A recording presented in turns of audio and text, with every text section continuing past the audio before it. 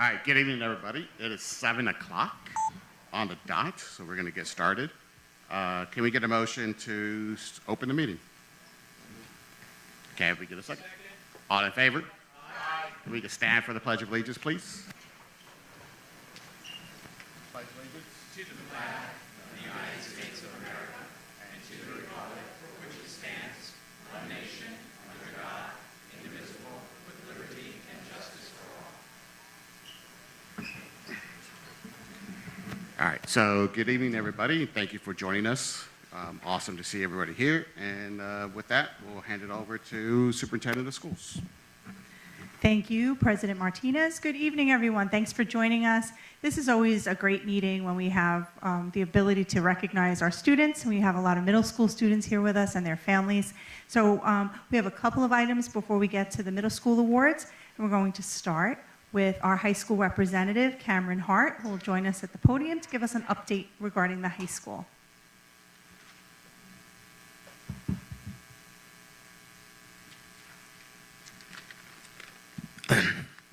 Hello, and thank you to the Board of Education for letting me speak here tonight. My name is Cameron Hart, and I am the senior-most executive vice president. This is the May Board of Education student update. On April 30th, MHS's new club, the Aspiring Medical Professionals, visited the Baldwin Place Animal Hospital on April 30th. Members were able to tour the facility, learn about careers in animal science, including research, and the many different specialties available to students who want to become veterinarians. Earlier this month, MHS seniors continued a long-standing tradition by decorating the designated senior windows near the auditorium entrances to share their post-secondary plans with the school community. Students were able to draw the logo or insignia of their college using one of the markers, and it created a nice atmosphere. MHS also hosted a Rising 9th grade parent transition on May 19th. Well over 100 parents of incoming 9th grade students were in attendance to hear valuable insights into what high school life would be like for their children. The MHS admin team presented information about the student scheduling process, expectations, and safety procedures, academic and extracurricular programs offered, as well as support systems available. And today, MHS held our 4th annual Spring Fest, which is an inclusive celebration showcasing the extracurricular activities available. The event kicked off with a parade honoring clubs and winter-spring sports teams, led by our retiring teachers who acted as the grand marshals of the parade, following a performance by the Pack Capellas. Students took part in a fair where each club hosted a booth to showcase who they are, explained how to join, and had fun activities for the students to do. Springfest wrapped up with the Mahopac Against Cancer Club's popular PIA Teacher fundraiser. Additionally, rising 8th grade students were invited for a special tour of Springfest, giving them an early introduction of what clubs are available at high school.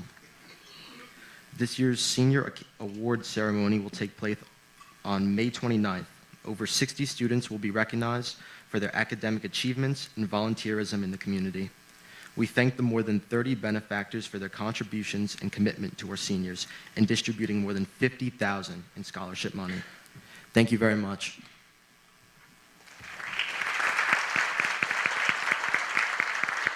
Thank you, Cameron. And now we have a special presentation about Best Buddies.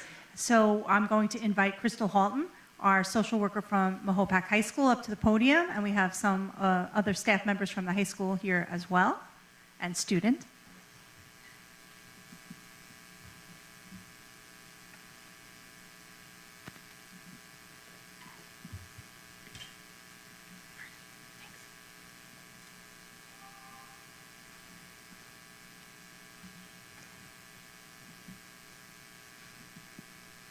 I'm going to see if I can get it to present for you. Hold on, don't go away. Thank you, Superintendent Toda and distinguished board members. I really appreciate your time. I really want to introduce to you some wonderful people. I have Lily McManus here, who is a senior. She is our chapter president this year. Best Buddies just started in September of 2024. And we are super excited that we have it. Lily is on her way to Ohio University for a degree in sports management, so we've been really lucky to have her. I have Ms. Janet Bauer, superstar PE teacher, Mr. McGee, superstar PE teacher, and we couldn't have done it without everybody that's here.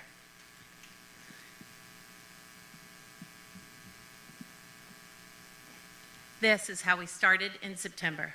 A small group of kids from our skills program and student mentors who signed up to be a part of the Best Buddies program. What we were able to do is partner with the PE program after school and make this a really fun experience, but I'm gonna let our PE teacher, Ms. Bauer, talk to you, and then I'm gonna let Lily McManus talk a little more.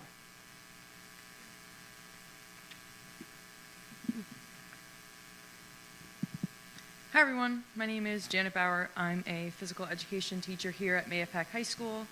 I want to thank you all for letting us talk about Best Buddies, this program that we have started, which has been so amazing. The program has been so helpful for me as a new teacher. This is my second year teaching, so it's really great to get involved in the community and to be a part of this program, which has been so wonderful. More importantly though, it has been great for the students. It's involved meeting new people, making new friends.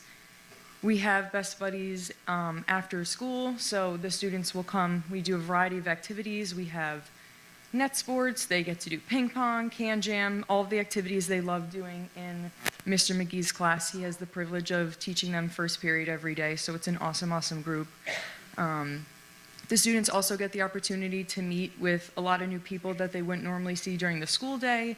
There's students in different grade levels. There's students that they get to make friends with and make connections with after school, which is awesome. The kids really get a chance to branch out and meet new people.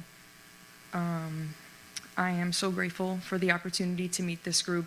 Again, I'm lucky enough I get to see them in Mr. McGee's class every day, but it's been a really great experience being with Best Buddies. The kids absolutely love the program, and I'm so excited for where it goes for the next couple of years. Thank you.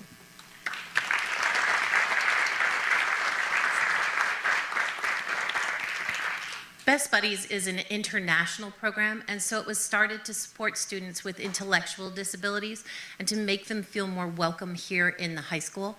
It's a partnership so that students walking down the hall know that they have a mentor and someone else that they can reach out to at any time. And it's wonderful to see, I can't tell you today, even when we were talking about the Spring Fest, how many kids are excited to see their mentors in the hallway. And if you had a chance to go to the Unified basketball game yesterday, it was absolutely wonderful to see that stadium was packed with fans. I'm going to let Lily talk, but I'm also going to see, I hope we can get the video. Hold on.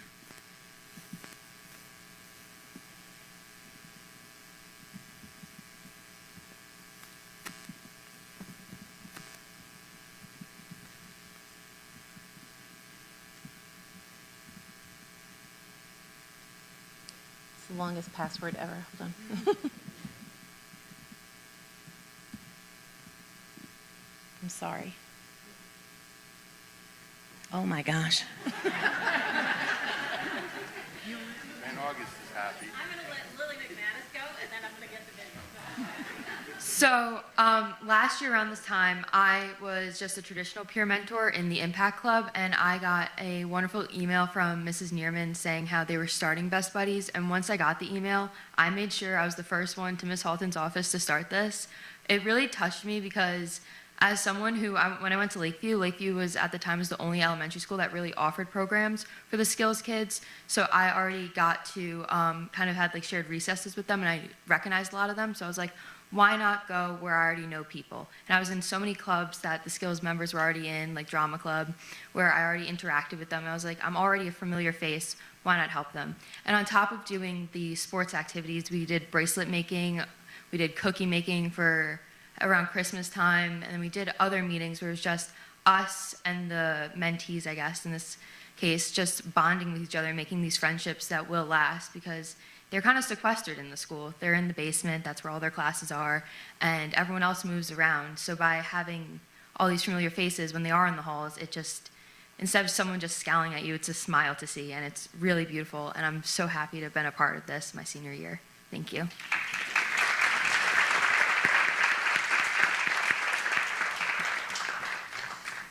Don't go away.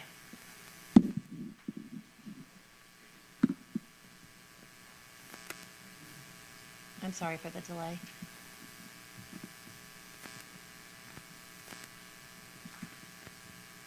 And here we go.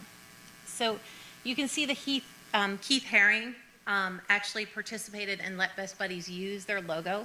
In case you're wondering, we have a Best Buddies mentor through New York State that we partner with, and all of our information is entered into, like how many visits we have, how many presidents we have, how many vice presidents, we have another vice president, and it's truly a partnership. And Best Buddies, there was a walk over in Carmel that we also participated in, and our goal is to start for next year to have it be an official program here at the school, because this was our first year of doing it. And our goal is to work with the middle school to also bring this program. I'll just show you a couple of the faces. It's a lot of fun. And if I can get the videos, I will show you the videos. This is our whole group at the end. So you can see that we grew tremendously. We also just had a whole group of students sign up today, so our goal is to really... Please hold 1 second. Best laid plans. It's going to ask me again for a password.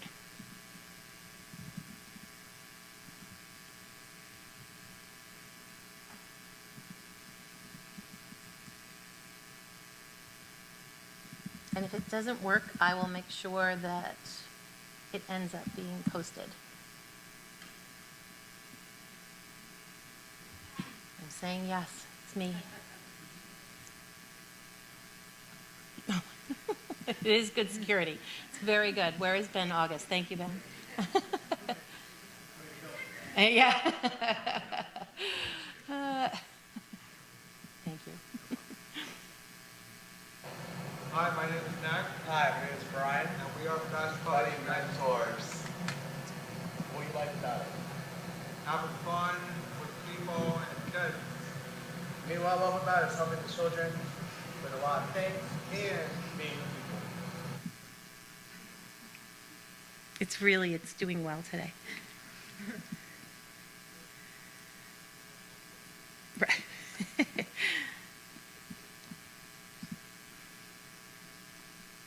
Okay, I'm going to get back to our other slide real quick.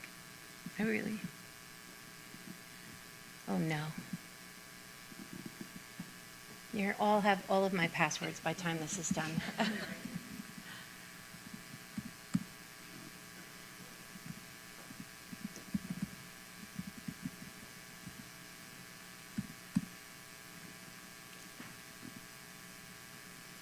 Same video. Yes, please. Thank you. Go. Make it work. Which slide is it on? This Perfect. one? Yep. This is one of our students this year, Frankie Buccina. Here's what I like about Best Buddies. Thank you. It's very fun and very awesome, and it's a very fun experience. And you can meet a lot of new people and make great new friends. Thank you so much for putting up with the technical difficulties. I really appreciate it. It's a wonderful experience. It's a wonderful program, and we're going to reach out more to the community so that you can come be part of all the activities that are happening and meet with our students. So thank you. We really are grateful for this chance. Again, thanks. I have a question. Oh, So please. if students are interested, or even parents, where do they reach out to get involved? Like if it's, I'm sure it's still ongoing, right? So Yes. even if the school is about to end, but I'm Yep. sure there's going to be activities in the summer. There's going to be still, it's going to be ongoing. So if a student says, I'm interested, where do they go get more information? Okay. So for the high school, they're going to reach out to me. They're going to reach out. I know Lily is leaving me, but we have a new chapter president, Isabella Genovese, and Katie Knapp, who is our vice president. What will happen at the beginning of the year, there's a wonderful health fair where students can sign up to join the club again. We have students who wanted to participate this year. Mr. McGee and Ms. Bauer also announce it in classes. So the summer, we won't have too many activities going on in the summer. We also were able, which was wonderful, to get 2 parent advocates this year, Ms. Buccina and Ms. Guzman, who are our amazing advocates. Thank you very much for joining on as parent advocates for this, because we really needed it. So I think that what you can do is actually come to the high school, to the East office, talk to me. You can also talk to the skills teacher, Ms. Suozo, who is there, or Ms. Doles. Sure. Thank you all for Thanks. presenting.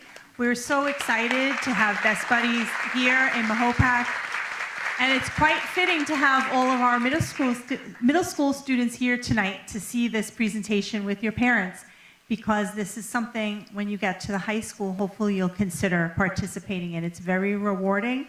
Mrs. Halton mentioned unified basketball. We also have unified bowling, and that is where our special needs students participate in those sports.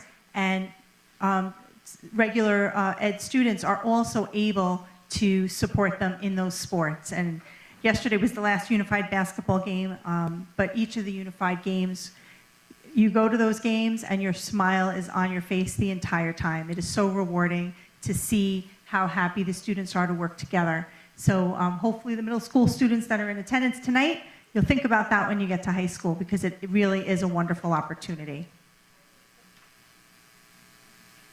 And without further delay, we've said middle school students now a few times, we're going to invite Mr. Kazakria, principal of the middle school, along with assistant principal Mr. Muya and Ms. Cuccinata to join him.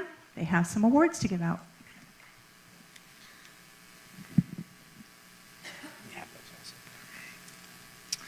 Good evening, Superintendent Tona, members of the Board of Education, and members of the Mahopac community, including our middle school parents, families, and of course our middle school students today. Thank you for the opportunity to speak tonight. I'm proud to take a moment to recognize a remarkable group of students from Mahopac Middle School who exemplify what it means to be positive, respectful, and engaged members of our school community.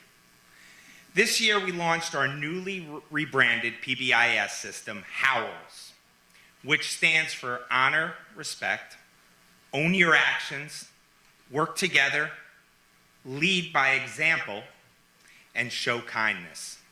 These are not just words on a wall. They are values that guide our students each and every day.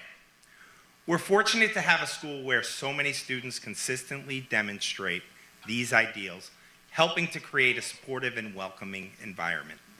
Tonight, we want to highlight those students who have gone above and beyond, earning the most HOWLS cards this year for their positive behavior and their impact as supportive classmates.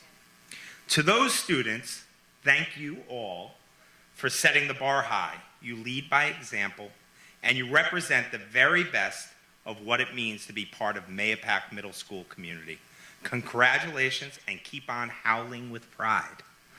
So what we'd like to do is call up our students that we'd like to recognize. Once you come up, grab your certificate and stay up here. We'd like to get a photo with all of you after we get everybody up here. So I'm going to call you each up one at a time. Sammy Aljamal.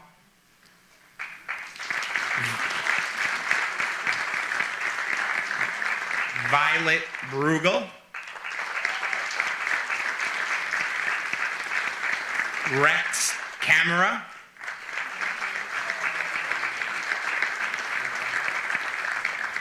Thomas Sifu.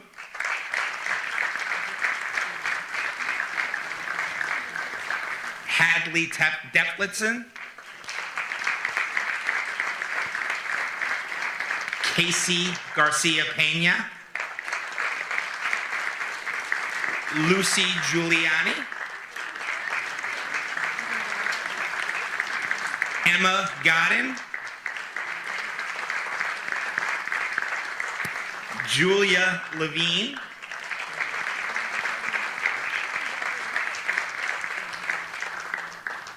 Jamili Lojano.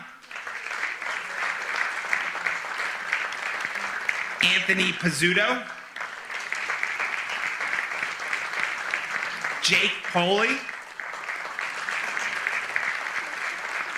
David Rufo.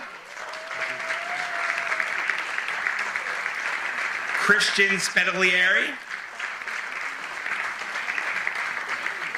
Anthony Barriera. And Robert Zack. Congratulations, buddy. Congratulations all to all of you, you've done an amazing job this year and really truly represent the great things that are going on at Mahopac Middle School. We'll go take a picture now? Yeah, we're all going to take a picture.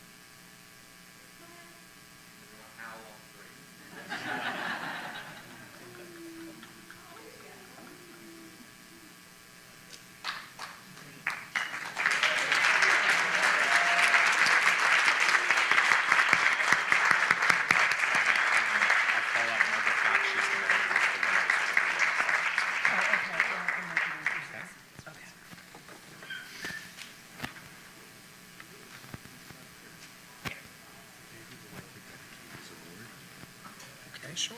Go ahead. Tell them who you are. Excuse me. My name is David Ruffel, and I like to dedicate this award to my father, who passed away a month ago today. Thank you.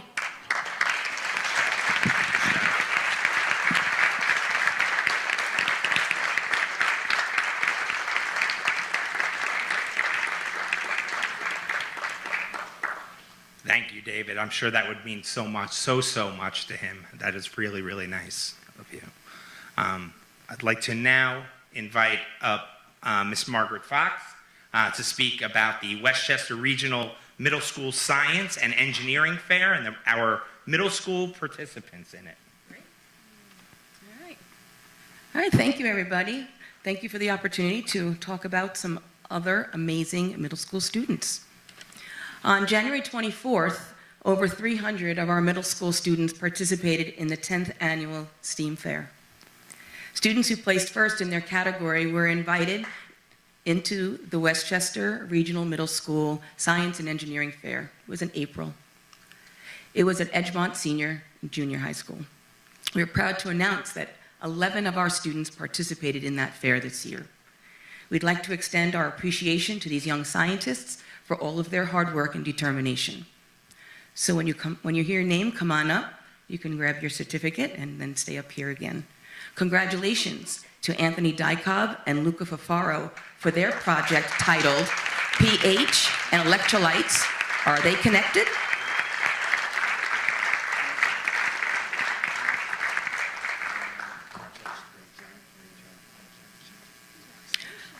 Congratulations, Ava Mueller and Aria Pellegrino for their project titled Renewable Energy.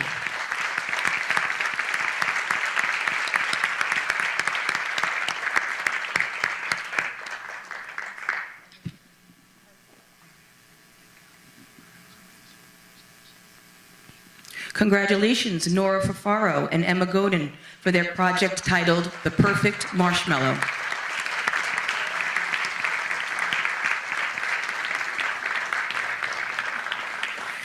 We'd also like to extend our congratulations to the following students who earned a medal in their category. Competition was very tough, so placing in the top 3 categories of their category was no small feat. Please come up as you hear your name.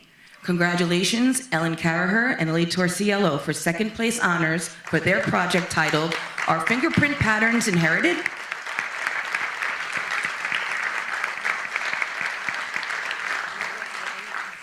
Congratulations, Jasmine DeFino for third place honors for her project titled Propagating Plants, the Effects of Rooting Hormones. And congratulations to Cora Romalo and Ayun Rowe for third place honors for their project titled Hydroponics.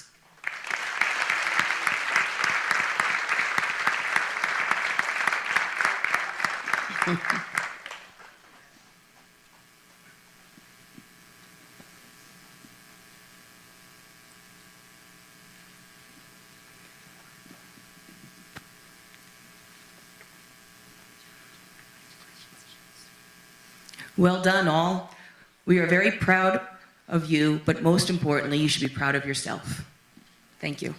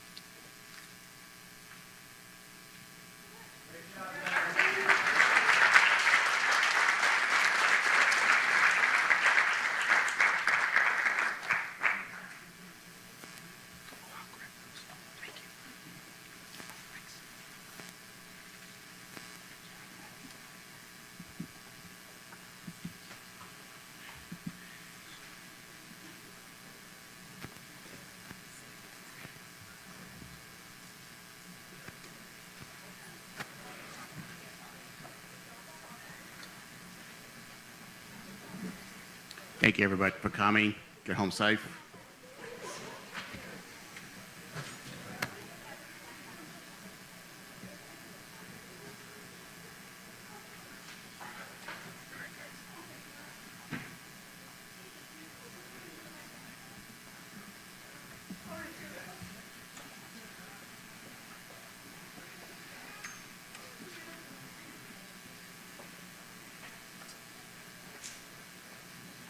And families are welcome to stay. We're going to do a budget presentation, but of course, the students, if they need to get home and do homework, oh, day off tomorrow. Go home and go early bedtime. Thanks for coming out.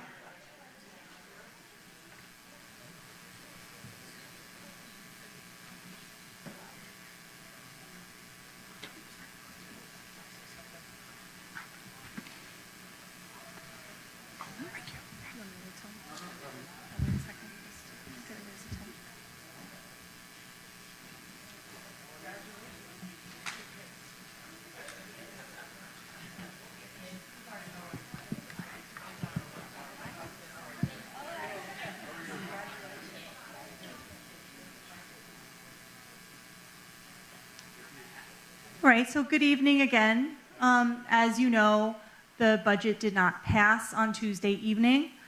So now we're at the point in time where we need to revisit the budget with the Board of Education. So you're going to hear me go through some slides this evening with some options. Assistant Superintendent Alyssa Murray is going to be at the podium to help me with slide advance tonight. And then if there's any additional questions, we'll be certain to have Alyssa jump in and assist. So tonight the board will have some discussions as well, because there's some decisions that need to be made as soon as possible so that we can move forward with the process.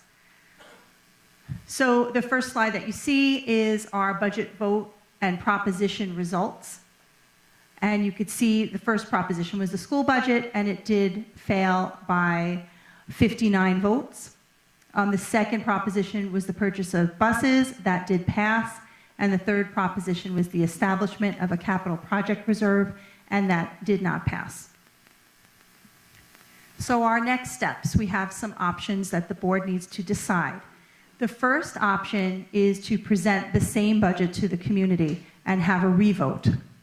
The second option is to revise the budget and present a revised budget to the community during a revote.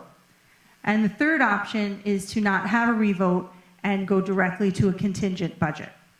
And we'll go through the options. So first, my recommendation would be to have a revote and make the tax levy increase at a 0. So the proposed budget that was defeated on Tuesday was a 1% tax levy increase. The new proposal that I'm recommending to the board is a 0% tax levy increase and continue to have the same budget with a budget-to-budget increase of 1.89%. I feel that the budget that was proposed on Tuesday is a sound budget. It maintains all of the programs for our students. There were some enhancements in the budget, and it allows us to maintain all of the budget priorities that we did share with the community and the Board of Education throughout the budget process. So as you can see, it would include no reduction in any expenditures, so the proposed budget of $145,137,805 would be the budget at the revote. And we would use additional state aid of $955,082 that we only learned about on May 8th when the state adopted the budget to as additional revenue that would allow us to keep the same expenditure budget and present a budget with a 0% tax levy. So if the state budget had been on time prior to board adoption, we may have been able to make a decision at that time to use the state aid in a different way, but we didn't have that information at the time. It only came to us after the budget was adopted. Other districts across the state had the same issue. They were not able to use any additional state aid in the adopted budget in April. But now that we know that we have this aid, we'd like to use that to make up the difference for the tax levy so that we can have it at 0. So the next slide, you can see now the revenues. You can see what was proposed in the original budget vote for each of the items, and now what's being proposed for the revote and the difference. So state aid, you could see that $955,082 difference, that we would reduce the property tax levy by $954,358 from what we originally proposed, and the appropriated fund balance, we would reduce the need to plug the budget with appropriated fund balance by $724. Everything else is staying the same. So now you could see the proposed revote budget. Again, $145,137,805. It's a 1.89% budget-to-budget increase. And the proposed tax levy of $95,027,287, which is a 0% tax levy increase. This is $1,994,357 less than the maximum allowable tax levy limit, which by formula, we could have levied the community at a 2.10% budget increase. The board had decided not to go that high. They originally went to 1%. This brings it down to 0%. So now the next slide is the estimated tax levy impact. With a 0% tax levy increase, there will be a 0 annual change to any home in the district, whether you have a $500,000 assessed value or higher or lower than that. Of course, depending on assessed value changes that are determined by the town, that could be different, but the concept here is a 0% increase. So the use of reserves. So the third proposition on Tuesday was the establishment of a capital reserve fund. So we cannot put that on a ballot again. The only way that we could do that is to have a special meeting at another time or put it on a ballot for a future annual budget vote. So when we look at the sale of the property, so we know that we sold 179 Eastlake and the 2 parcels surrounding it, $1.211 million. The proceeds from the sale of the property can be placed in a tax reduction reserve. No public vote would be needed. The Board of Education needs to make that decision at the June Board of Education meeting. And so that money would sit in that tax reduction reserve for future use and can be used at any time over the next 10 years. It doesn't have to be spent in an equal division of money. It can be in one lump. It can be over a course of a few years, whenever's needed. So that's for discussion at the June board meeting. Then we know that we have the tax certiorari that many of you have heard about over the past several years. We have currently over $10 million in that tax certiorari. Some of the money needs to stay in that fund because we have outstanding tax grievances that we are obligated to hold money in the account to cover any future tax grievances that are settled, and those that are grieving their properties would have the money refunded to them by the school district. So that leaves us with $8.8 million anticipated. That tax certiorari money, once we pull it out of the tax certiorari because we can't carry it in there anymore because we don't need it, it will end up as excess fund balance when we close the books on the current school year, on the 24-25 school year. There'll be $8.8 million sitting there. The Board of Education needs to decide what to do. What we would like to do, what my recommendation is to take $3.8 million of that, and that will be the fund balance that will be used as additional revenue on the budget so that we didn't need to tax the community more. And then the remaining $5 million, the Board of Education will determine which reserves to place that in. Again, at the June meeting, the board will decide which reserves to put the money in up to a certain dollar amount. And then at the August meeting or September meeting, that will be finalized as to the exact dollar amount once our auditors are here in the summer and they officially close the books on the 24-25 school year.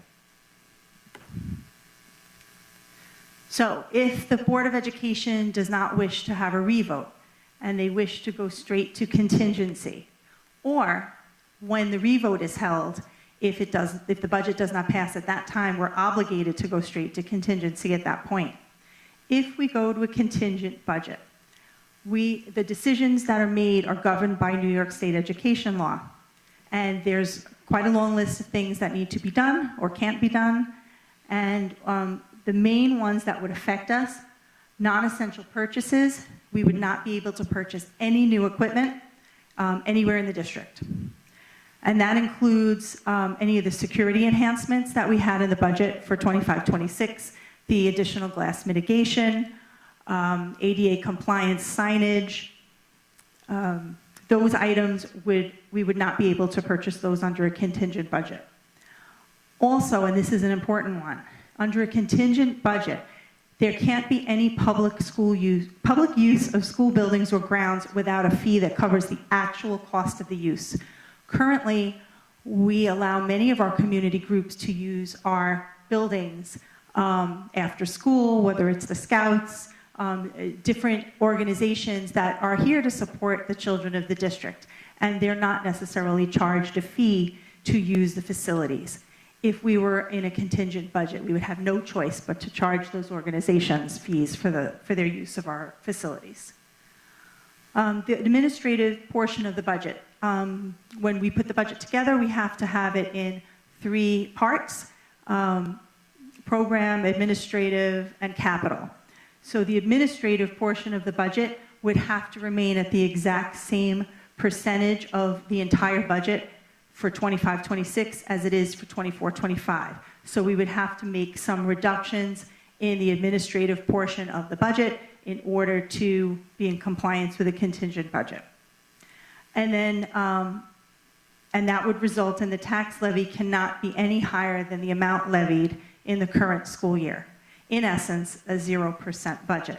The difference is, under a contingent budget, we would be held and bound to these specific restrictions, and if we go out for a revote at a 0% tax levy increase, it allows us more flexibility to meet the needs of the students and the priorities of the district. So here's the timeline for a revote. Very quick timeline. So between May 27th and June 3rd, we would need to have the budget completed. And then on June 3rd, we would have to begin, we'd make sure we have publication of our legal notices, the first of 2. June 10th, the second and final legal notice needs to be submitted. Between June 3rd and 10th, we have to have a public hearing. And then between June 3rd and the 17th, we have to have copies of the budget made available upon request to any residents.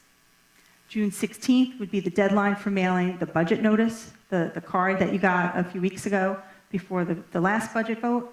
June 16th would be the last possible day for voter registration, and June 17th is the budget revote day for New York State. So all of these dates are dictated by New York State, and we can't have the budget vote on any other day other than June 17th. So what the board needs to discuss this evening is, do you want to have a revote? Do you want to have a revote using the same budget, or do you want to revise the budget? Or would you prefer to go straight to a contingent budget? If you're having a revote, we have to determine when we can adopt the revote budget. So I'm based on the slide before, it says between May 27th and June 3rd. So I don't believe we are able to adopt the budget this evening. Alyssa, would you agree with that? Yeah. So we would hope to pick a date next week to officially adopt the budget. And we would look to have a public hearing on June 3rd. It's a Tuesday, and that gives us the most amount of time to prepare all of the documents that need to be sent out, and then the revote on June 17th. So another decision to make. The county's machines are not available for the revote because they have the primaries in June and they will not be able to loan us their machines. So you can see the difference there. If we were to rent machines, it would cost us about $30,600 to do the revote. That includes the cost of the inspectors, the printing and mailing of the 6-day notice, and we would be able to rent machines from another company. We used them, was it last year, Mrs. LaRocca, or 2 years ago? Last year we used a different company because the budget vote time was very close to the primary and the county wasn't able to loan us the machines.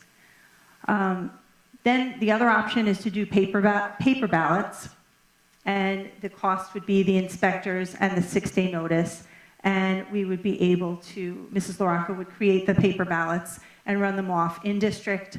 The budget is a yes/no vote, so it's much simpler to conduct that vote. Not that this is simple in any way, shape, or form. It's another full day of voting, and it's a lot of time to prepare and efforts, and definitely another budget preparation for Mrs. LaRocca. So it's a lot of work. So the board would need to decide, do you want to use paper ballots? Do you want to rent machines? And then we currently have a board meeting scheduled for June 17th. We would need to reschedule that. My recommendation would be to go to the following week, June 24th, because that gives us time in case the budget should fail a second time, if we have to make some decisions between June 17th and June 24th. So that's the story of the budget revote. Do you have any questions? And then I encourage you to have that conversation. I think we're going to go ahead and go in order for questions, just to keep it organized. So we'll start at the very end with Trustee DeLue. So my question is specific to, if you go to slide 8.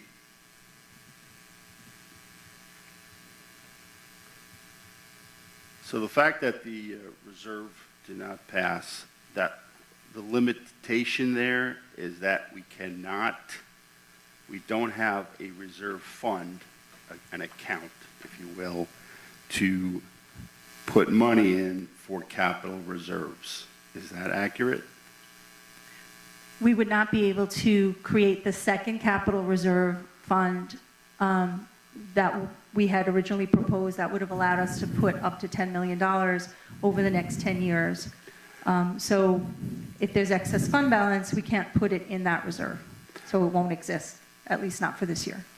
Does that prevent the district from beginning the work that we had intended and had discussed over the last few months for some of the capital improvements that we had planned on, one of which was the renovation the bathrooms? Would that, or could we still do that using the reserves that are not going to go into other reserves? As you say in that last bullet, remainder will be placed in BOE determined reserves. We can only use the capital reserve fund for capital improvements. So bathrooms would fall into capital improvements. So, Wait, let me finish. Sure. Last year, the community established a $5 million capital reserve fund that can be used over 5 years. So we've already begun to explore with the Facilities Committee's assistance, Alyssa Murray and Tim Walsh. They've been in contact with our architects. We did the 5-year building condition survey. We have identified bathrooms. We're getting pricing, or we have pricing. The next step would be to have them put a plan together. Our fiscal advisors told us that if we had a 10 million capital reserve plus the current 5 million, that 15 million, it would collect interest over time, and with state aid that we receive, it would be equivalent to approximately $40 million capital project. So without the 10 million, we would have, I'm going to guess, a $5 million capital reserve might allow us $7 or $8 million of renovation. We would have to scale down a bit, but we can move forward with some of the bathrooms, but it's not something that would take place anytime this school year. So for a capital project, we would spend time in the next, in the 25-26 school year, putting it all together, and then perhaps sometime in the spring of 26, we'd be ready to bring it to the public for a vote. And the difference between that capital project and the previous one that's just completing, the $53 million, the $53 million capital project that we're just finishing, that required borrowing. And so the community is paying back the money that was borrowed with interest over a long period of time. By using an established capital reserve fund, there's no borrowing. So we can do the work and it won't impact the taxpayer over any years of, there's no interest that they would have to pay back, there's no borrowing. Does that answer your question? yes, so what I'm hearing is that although we do not have this $10 million capital reserve, we can begin the process of the bid, of, getting a bid and planning out some work in the next school year. Is that accurate? We could do some of the work over the next couple of years, or at least start it. And if we wanted to, we could also put up a vote for capital reserve in the next May's election. Correct? We could do that, correct? Correct, and it doesn't have to be 10 million. Yeah, it could be less. Right. And it's important to know that just because it's being established, it doesn't mean it's going to be funded that year. Right. So it's just a place to put excess funds when we close a school year, because every year there's going to be excess funds. You don't want to have a school district where you close the books in June and there's no money left over, because that's a very dangerous situation to be in. If there was ever an emergency during the school year, you want the school district to be able to make urgent repairs, handle a high-need student that moves into the district that was not budgeted for. We need to make sure that we have funds to do that. So every year there should be money left over when you close the books, and that capital reserve would be one of the places that the excess fund balance could go in. Right. But I also want to point out that we're currently budgeted $3.8 million in excess fund balance as revenue for the 25-26 school budget. So we've been using excess fund balance as revenue so that we don't have to tax the community more than we need to.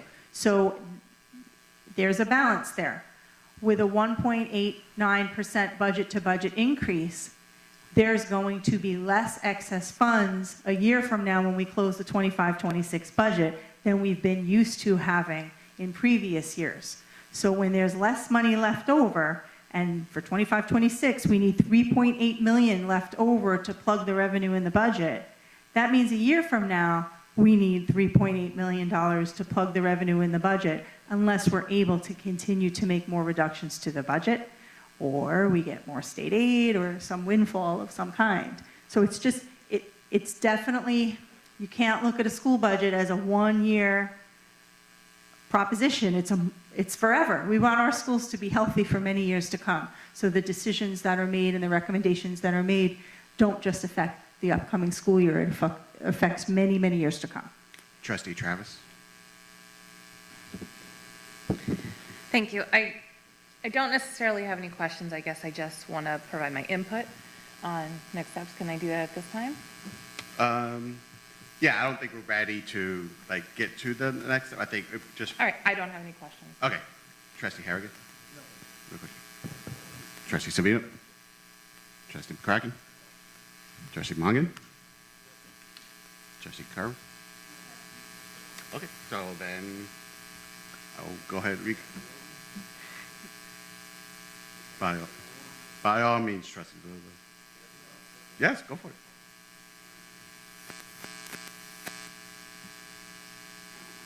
Maybe this will lead to the next. But was there any discussion on going to 0.5%? Just we were at 1 and we go to 0.5? We felt the community spoken because the state aid is actually the amount that brings us to a 0. We thought it was best to honor the community's wishes. We heard the community on Tuesday, and we're able to do this. But I just want to remind everyone, we just have to be mindful moving forward as to where we're going to be a year from now, 2 years from now, 3 years from now.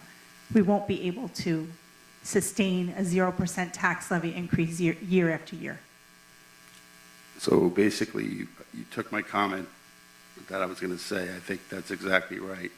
So I agree. That's what the community said. I think the margin of vote, was less than 60 votes.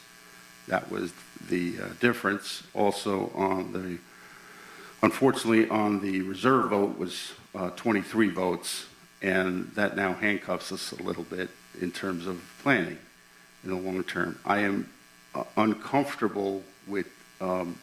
And when I joined the board, I was told you have to be careful with the reserves because if you keep taking from them and the next year you don't have them, you're in real trouble. So that's it. Thank you. Thank you. I do have a question, actually. On the stipulations for the contingency budget, yeah, it speaks about the public use of facilities.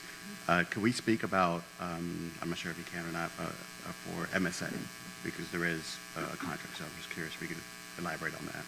Yeah, so we did talk about that a little bit, and we have a contract with the town for the use of the facilities. So currently that contract does cover the overtime use.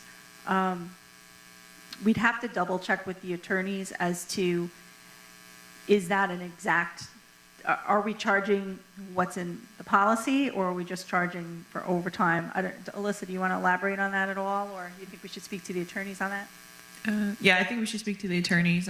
My only question would be that some of the prep that happens for the fields is during the day, so that's not necessarily overtime, and that would be the question I'd want clarified.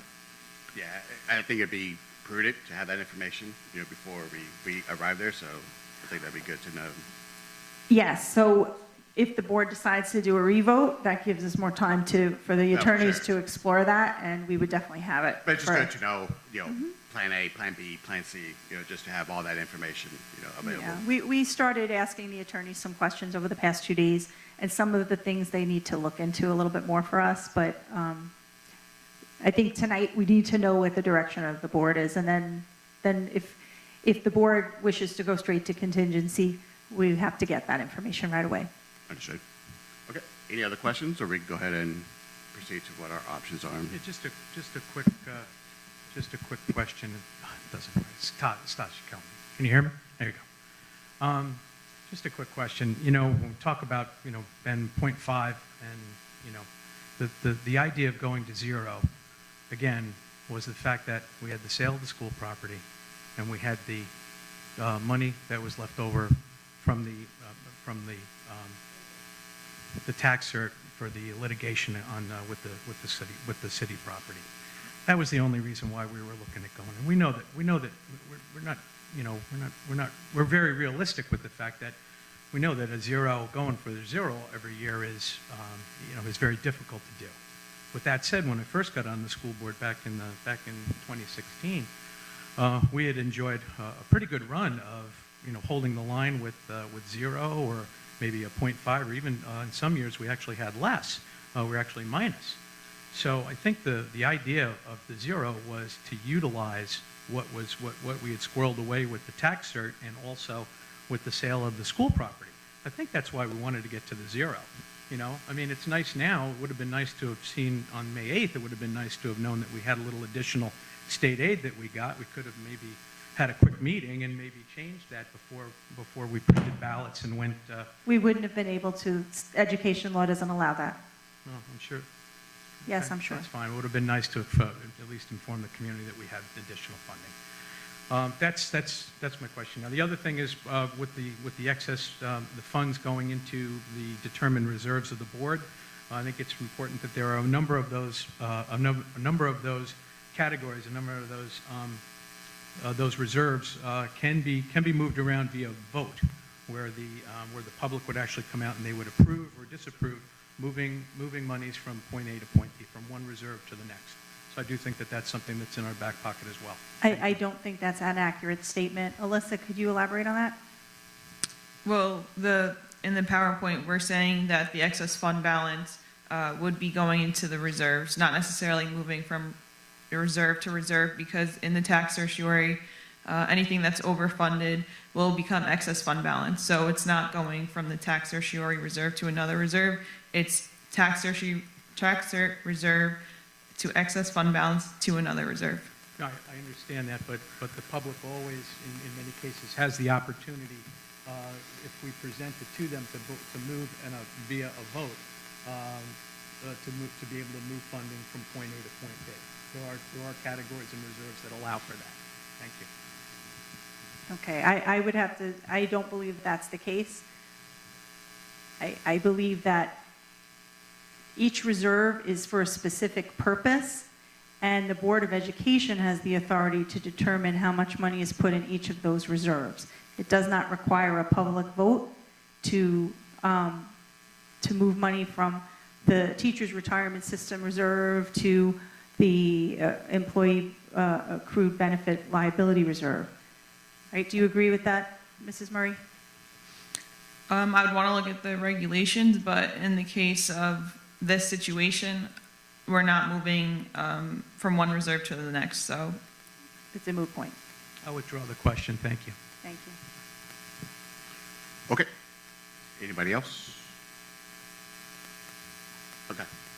So are we looking, is this an actual vote, or are we looking just for? We definitely need direction from you as to what's the consensus of the board. It's not an official vote that's on the agenda, but what are we doing? So we'll go ahead and just go down the line. So go ahead, Trustee DeLuto. It's a good question. What do you want to do? The options are a revote with the existing $145 million budget, a revote with a revised budget determined, you'd have to give us direction on what you'd want to revise it to, or go straight to contingency.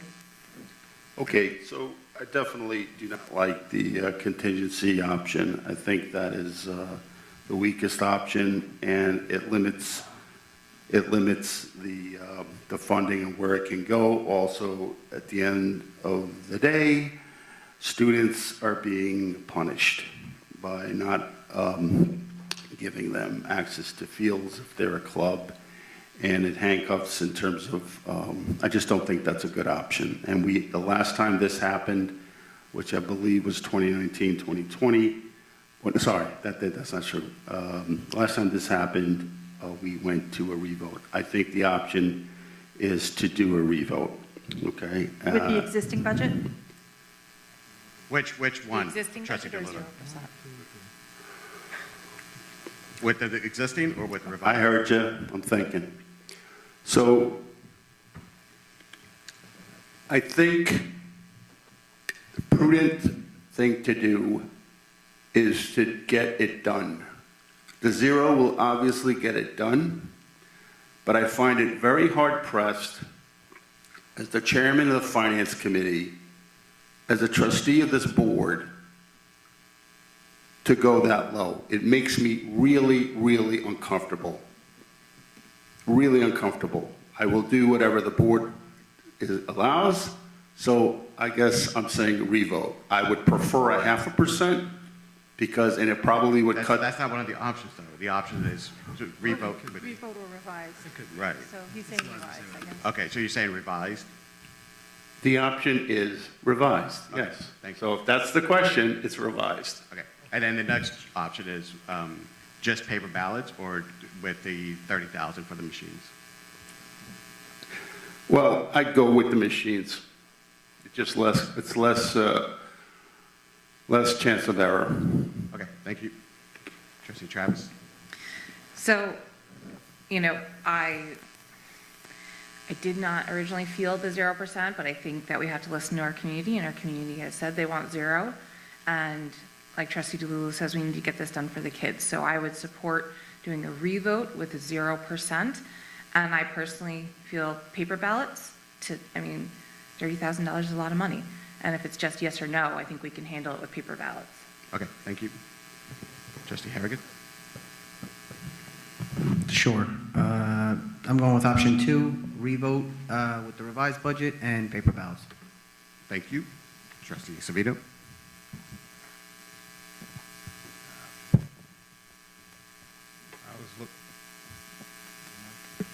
I was looking at option 1, which is a 0% with the same 1.89 budget to budget, and I'm okay with paper ballots.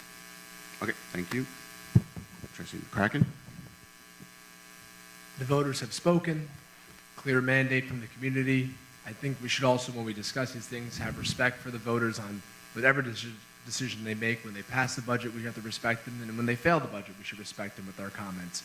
I'd like the option of a revote with a 0% tax levy, 0 impact to the taxpayer, and I think with an election this important, it's worth the cost to do the machines. Thank you. Trustee Morgan? Thank you. I'd like to do the option 1, the 0%, with the machines. I'm a machine guy, Tanner. I'd also like to. I know that with the proceeds from the sale of the property will go into the tax reduction reserve. I'd like to, if you heard me the last meeting, I wanted to get that reserve up to $2 million. I was wondering if we could at least take a look at moving some of the tax cert money that we don't need into next year's or this year's tax reduction reserve to join $2 million along with the 1.2 that we received from the sale of the district office. Thank you. If I'm not, that's going to be the June meeting, right? We'll discuss. Right, but the attorneys told us the sale of the property, that's the only way we can fund a tax reduction reserve. We can't move other monies into that. It's just the sale of the property allows the tax reduction reserve. Okay. Trustee Curran? I'd like to do the revote with a 0%, and I'd also save money and go with the paper ballots, please. Okay. We've got 4 paper and 3 machines. We could end up with a tie. Yeah, I think right now it's obviously it's the will of the board is for the revote with a 0%. And then we go with paper. All right. So revote, 0%, paper ballots. Can I ask a question also? Do we have to, I know we got 4 machines. Do we need to get all 4 machines? Can we do with 2? I think that's for Ms. LaRocque, maybe? Ms. LaRocque, is that something you can answer? I'm not sure if it's because of how many. So that cost was for 4 machines. That's the cost for 4, but I think what Trustee Mongan is saying, is there a regulation depending on how many voters we're going to have, depending on the size of the community? Is there something that dictates how many machines we have to rent? We can use 2 machines. Okay. So what was the cost? The 4 machines was, what did you say, 18,000 for 4? Yes. So it's 4,500 a machine. So that would be 9, 11. And then I would have to get the ballots that go in the machines. That's about 2,000. Oh, that's the other cost. Yeah, it was 2,000 for ballots.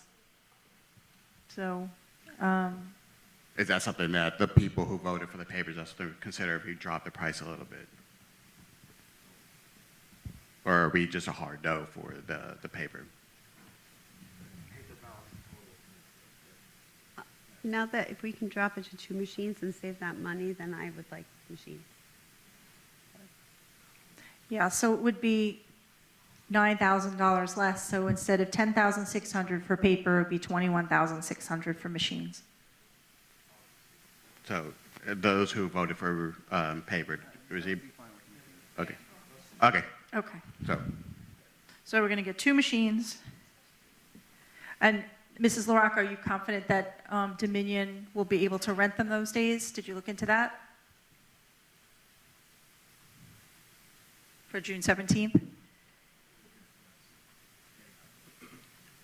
I just thought that we were getting next steps tonight, and then I was going to look into it, because if Okay. everybody said paper, then it wasn't worth it. All right, so we'll try for the machines. If they're available, we'll use the machines. If they're not available, we'll have to use paper. Okay. So we're good with all the next steps? Oh, well, then the next steps would be, are you good with a public hearing on June 3rd? Tuesday. We currently have facilities and finance committee meetings scheduled that day. So that would, most of the people are probably available. Yeah, I think right now, obviously, it's something we have to do, so I'll work with Ms. LaRocca and with the board, and we'll move everything we have to move around, so, and I'll work with the committee chairmen, to get everything done, but. And then we have to adopt the budget next week.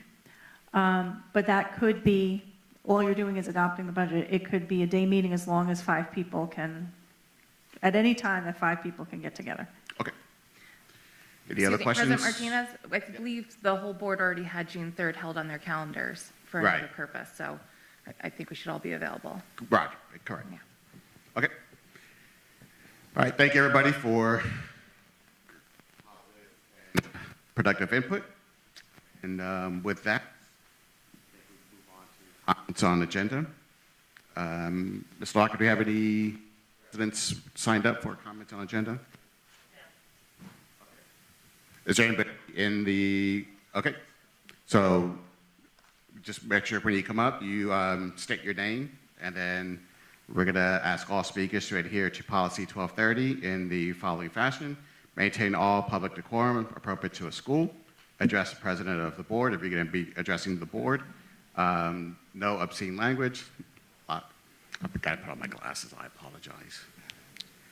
Libelous statements, threats of violence, statements advocating racial, religious, or other forms of prejudice will not be tolerated. Comments and questions should be made in a respectful manner, and personal attacks and criticism of any person connected with the district are not permitted. Go ahead. Thank you. Hi, good evening. My name is Christine Pallotta, and thank you, members of the board, superintendent, and fellow community members for attending this meeting and for allowing me to speak. I'm the proud parent of 2 children attending Mahopac's elementary and middle school. In fact, my daughter was recognized here this evening, and it was a moment that made my family very proud. So thank you for inviting us. And we're very grateful to be part of this community. My husband and I have been educators for over 20 years in the city and in Westchester. And we know firsthand what happens when schools are well supported and when they're not. And we've been incredibly happy with what our children have experienced in Mahopac. The programs they have access to, the passionate and well-equipped teachers, the safe and nurturing environment, it's all thanks to the investments that this district has made over the years. And that's why we were deeply disappointed that the school budget did not pass. A 0% increase, while that's great that it was magically able to happen, and it may have been a really great slogan, but let's be clear, it's a temporary Band-Aid, as several of the members have said.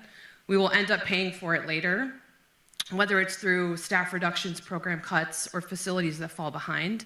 The cost will come, just as it has in other districts in Westchester and Putnam. We've seen the effects of these underfunded districts, where years of insufficient tax levy increases have eventually led to deficits, layoffs, and the loss of important programs. These are very real consequences of a community deciding not to invest in its schools. We can't afford to let Mahopac go down that road. So I sincerely hope that more community members come out to vote when there is a revote, and I hope that they seek information beyond social media echo chambers. And if you're concerned about test scores and how the students perform, I hope that you support whatever phone restrictions the schools put in place and consider limiting your child's screen time. Research consistently shows that excessive screen time can negatively affect children's attention span, sleep patterns, and academic performance. And I see this in my classroom on a daily basis.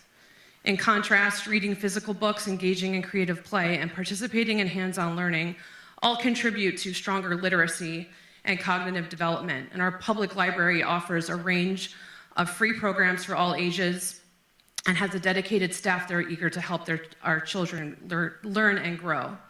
A school district doesn't succeed in a vacuum, and it succeeds when its community chooses to support it. Thank you. Thank you. Go ahead. No, please. The people at home can only hear you if you speak into the microphone. I don't know. Good evening. My name is Sonia Rivera. This is my third time to a meeting here. I came here tonight to support all of you. I want you to know that I had never been to a meeting before, and I'm ashamed of that. I've said that on social media. I'm not a social media person, but with ADHD, and I do have it, I became hyper-focused and I was on it all the time. I don't know if I had misinformation or not enough information. I'm not sure. The one thing I want to say is I want to thank every single one of you that are on the board. The work that you people do is incredible, and the stuff that you have to put up with to get things done is mind-boggling. The community that you deal with is rough. I am from the Bronx. I know I'm one of them. But I do want to say that I appreciate you going to this zero because I think that's what everybody was asking for. Maybe I don't have an understanding as to why it went to that. I thought it was because we had a surplus of funding, because we have a lot of money in the account.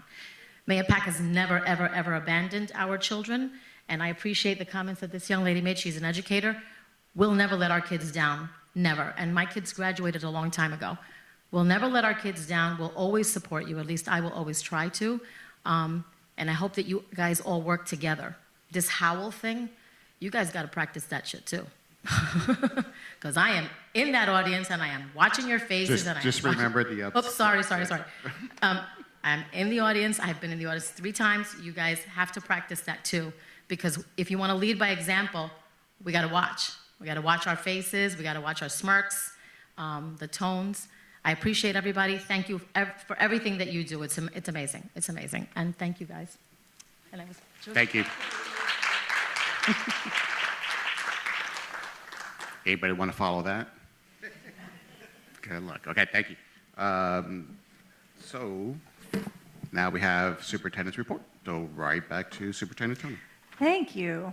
So I'd like to start with some great news that Mahopac High School has been named a 24-25 Project Lead the Way Distinguished High School, earning the national recognition for the first time in the school's history. To qualify, yep, you can clap for that. To qualify, Mahopac met several performance-based criteria during the 23-24 school year, including offering multiple Project Lead the Way courses, enrolling a significant, quite large percentage of our students in those courses, and showing that many of those students opted to take more than one Project Lead the Way class throughout their high school experience. We're very proud of this recognition and happy with the growth of this valuable program for our students. And I want to just give a commendation to Dr. Lawrence and Mr. Keevans, our former high school principal and our current high school principal. Without their dedication to this program, it wouldn't be here. We have many students that are taking a full 5-course sequence with college credit from Rochester Institute of Technology. So it's a prestigious program. Thank you to the community for the capital project approval years ago, because that allowed us to create a wonderful engineering lab that our students at the high school truly benefit from. And I'm going to keep going. Congratulations to Mahopac High School staff member Julie Cummins for being named School Counselor of the Year by the Westchester Putnam Rockland Counseling Association, the WPRCA. Julie was nominated by a member of the counseling department here and was reviewed by the current presidents of the WPRCA organization, and this was shared in the congratulatory letter to Julie. From a selective and qualifying pool of other deserving counselors, Julie stood out as someone truly outstanding in her profession, a team player and dedicated counselor to her students, department, and school community. Congratulations, Julie. And I'm still proud that we have earned yet again an award from the NAM Foundation for Best Communities for Music Education. This is our third year in a row receiving this award. Thank you to our dedicated music teachers and the supportive parents in the Mahopac Friends of Music organization for helping to make our music program worthy of this recognition. Thank you. And I'm proud to announce that our partnership with Cove Care is enacted now. We now have a Cove Care mental health clinic right here in the district, housed at the Fall School. It is open to all students enrolled in our district. Appointments are available on Mondays and Wednesdays from 2:30 to 7:30 p.m. during the school year. During July and August, the counselor will be there on Mondays and Wednesdays from 12 to 3 p.m. So mental health care is hard to ascertain. They take insurance. It's on a sliding scale. It's just another option right here in the community for students and families who need the support. So if you or someone you know would like to have more information, contact your school social worker or psychologist. They have the information and they can help make a referral. So that was a work in progress, and we want to thank Cove Care. This is at no cost to the district. They're bringing us a therapist, a counselor, social worker she is, to assist our students. And we're in playoff season, and we have 3 teams still going. So tomorrow, our girls lacrosse team will play at Brewster at 1 p.m. On Saturday, baseball team will be at Yorktown at 11 a.m. And on Tuesday, the 27th, boys lacrosse will be at Clarkstown South at 4:30 p.m. So go Pack. We hope to go some more rounds. And you heard unified basketball mentioned a few times tonight. So I just want to thank all of the coaches, the event supervisors, our athletic director, Steve Luciana, the students who participate, both as special needs students and their mentors students, and the families, the staff, and the community members who attended these unified events. It truly puts a smile on your face. So if you didn't get out to one this year, hopefully you can get to one next year. You'll be hooked once you go. Relay for Life is Saturday, June 7th from 2 p.m. to 10 p.m. here at the high school. That's a time change. They usually start at noon. They're starting at 2 p.m. And Our Own Illusion will be performing at 6 p.m. and the Luminaria ceremony is at 9 p.m. And finally, a reminder, schools are closed tomorrow and Tuesday due to weather give-back days, and we're closed on Monday so that we can honor those who gave their lives in service to our country. And please join me in a moment of silence to remember those who made the ultimate sacrifice.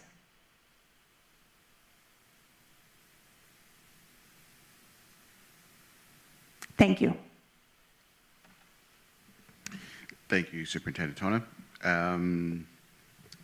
So now we'll move on to the next portion of the meeting, which is donations. Oh, my bad. I'm trying to jump ahead.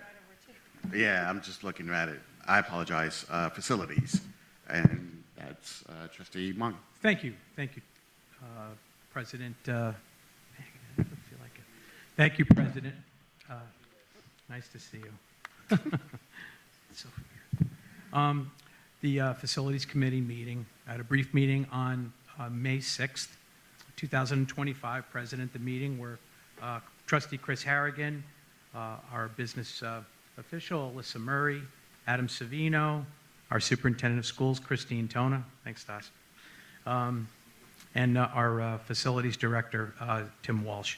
We talked about, we had a brief budget discussion of the $1.2 million budget with regards to work that would be done at the different schools throughout the district. That would be including things like painting, stripping of floors, gym floors, HVAC work, and also work in and around the schools in the exterior. We also talked about some summer work that included outdoor work with people from the bus garage that would be coming up to help out with, again, same thing with preparing the facilities over the summer to get ready for the fall school year. And then we went into a capital update and talked about the parapet wall, which looks like it's finally going to get repaired outside the gymnasium. Talked about the work, hopefully, that will get done at the boys' locker room. Finally getting a coat of paint, some lockers, and some flooring in over there. And then we had some other items that we had talked about with regards to the fixing of the lighting out on the practice field. Also, the work with the scoreboard, getting an update from SED on when we can do the scoreboard and hopefully replace the lighting at the field with better lighting. And then we talked about field conditions and the need for to really make more of an effort with regards to working the field, especially when it's especially this year with all the rain. It's been very, very difficult on all the fields, even up at Lakeview and over at the fall school, and certainly going to need some more turf around here at some point. So hopefully we can get that going, so we don't have to worry about all this rain. The meeting ended at 6:42, and that's my report. Thank you. Oh, a quick message is Yorktown Mahopac baseball game Saturday is going to be at Granite Knolls School on Saturday. Go Pack. Thank you. Now we can go ahead and move on to the donations, and I'll hand that over to Trustee McCracken. Thank you, Mr. President. This first one is critically important. Resolved that the Board of Education hereby accepts a donation of $200 from the high school PTO for a speaker from the Holocaust and Human Rights Education Center for 10th grade students as part of their study of the Holocaust for global studies. Thank you for your donation. I move this donation to be accepted. All in favor? Aye. Okay. Bear Mountain Field Trip. Resolved that the Board of Education hereby accepts a donation of $120 from the Special Education PTO for transportation costs for the Lakeview Bear Mountain Field Trip. Thank you for your donation. I move to accept this donation. All in favor? Aye. Thank you. March Book Madness. The Board of Education hereby accepts books valued at $414.74 donated by the Lakeview PTO for the Lakeview March Book Madness. Thank you for your donation. I move to accept it. All in favor? Aye. Thank you. Musical instruments. The Board of Education hereby accepts a full-size cello, case, and accessories valued at $800 and a full-sized violin and case valued at $100 by community member Gemma Franzidi to be used by the music department. Thank you so much for your donation. I move to accept it. All in favor? Aye. Thank you. This one's very exciting. I'm very excited to say the name of this instrument. It's a proud German. The Board of Education hereby accepts a Glockenspiel valued at $100 by community member Troy Franzidi to be used by the music department. It's that, the one where you hit it with the little things? Okay. Thank you for your donation. I move to accept it, Mr. President. All in favor? Aye. Thank you for the Glockenspiel. I wanted to say too. All right, so now we'll go on to consent agenda. So we'll have a motion to accept the consent agenda. Second? All in favor? And passes. Thank you. And then And if I could just jump in real quick. So on tonight's consent agenda, I believe we have 2 people in the audience. So I'm going to first ask Alexa Rosales to stand. She's a new E&L teacher with us. Welcome, Alexa. Thanks for joining us tonight.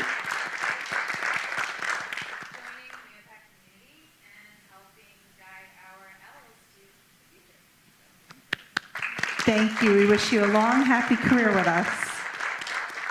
And also with us this evening is Elizabeth Lee. Liz, please stand. She is our new assistant principal for Austin Road after quite the rigorous process. Thank you to Mr. Gilligan and the team for all the work in narrowing down the field to Liz. And Liz is a Mahopac resident and former president of Lakeview PTO, or are you current? Oh, okay, current PTO president. Soon to be former. So welcome, Liz. We wish you a long, happy career here and enjoy Austin Road. So welcome.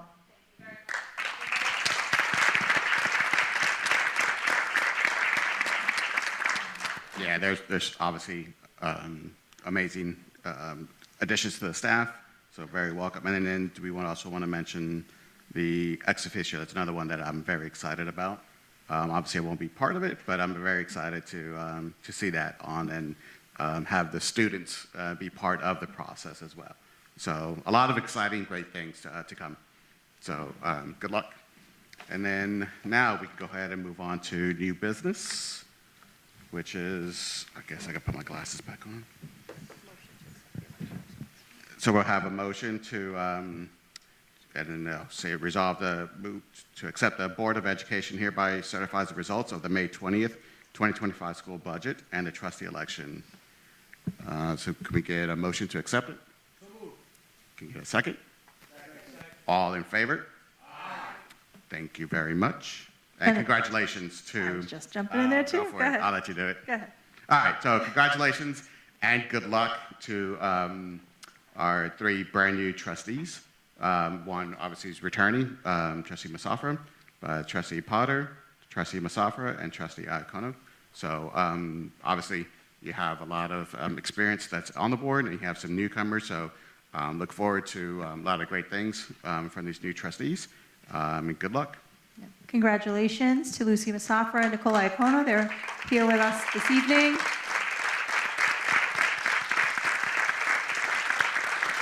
And Kyle Potter was sworn in on Tuesday evening, so he is the newest member of the board. He was filling Trustee Schneider's, the balance of his seat, but he couldn't be with us this evening, but he is officially a board member, so welcome Kyle Potter.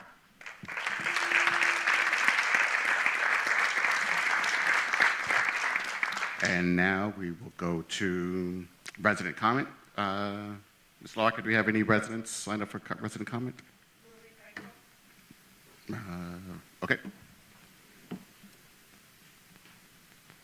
And it's the same rules that apply for the agenda comment, so just keep everything as is. Marie, I think you're a veteran at this, so I don't think I have to remind you. Good evening, Board, President Hernandez. It's Martinez. Martinez, I'm sorry. So the reason I wanted to speak is that I'm very upset that we had to go through this mechanism and have to waste between $10,000 and $30,000 of taxpayer money because the board could not accept the fact that we had enough money available to put a 0% budget. So I know there's a lot of comments. Some of the trustees feel that we're just digging ourselves into a hole, but I can tell you that through things that I just went through, I could see that there's a lot of stuff that we could have cut. If we went line by line, we could have cut money. And so I don't think that we're in the desperation spot. I mean, I don't see why we had to add elementary school teachers. The class sizes could have been slightly larger. Why do we need coaches for our own teachers? Why do we need, to go gung-ho and hire 4 IT people? Maybe let's try 2 IT people and still work with, freelancers. We're just going hog hog high into everything. Like there's unlimited budgets. So also regarding, I just think, and I've said this before, I just think we've lost our way. We've gone behind the basics of education, and now we're delving into mental health. We have a Cove Care mental health center in the school. I'm not sure what the rationale is behind that. This is an educational institution. It's not a community health center. I don't think it belongs here. I think it's a dangerous precedent, and it's just another area that we've just lost our way. I've also been looking into like absences of staff and things like that, and I had a report as of May 21st that there's 5,936 absent units. In 23 and 24, teachers' attendance was only 92%. I don't know why we have things like that. To me, it seems, teachers are supposed to be going to school. And I know it sounds trite, but you do have a lot of vacation days off. And to have all these absences that we spend over $500,000 to pay, in addition to paying teachers, is a waste of money. So I think there's a lot of places that we can cut, and I'm hopeful that the 3 people that we've put on the new budget, and I think that there was sort of a mandate because their numbers were 1759, 1451, 1425 versus like around 900. So I definitely think there's a mandate. People want to save our schools. People want to cut spending. People want rational education, back to the basics. And it's a shame that we have to waste taxpayer money now to accomplish what we could have accomplished at first. So. Thank you. Do you have any others, Mr. Larkin? Okay.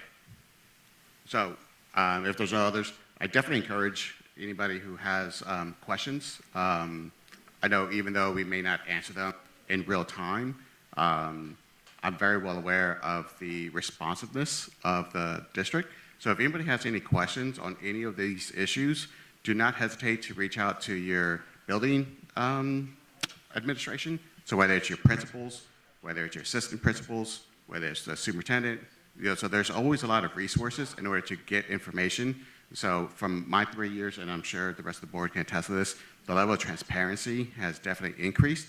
So if you have questions, ask. And there's different ways to ask, and there's different avenues to ask. So the information is there. You may not always know the information or have the information, but I guarantee you that it's available. And so I know the responsiveness, and if there's an issue with the responsiveness, bring it to our attention. Bring it to the superintendent's attention.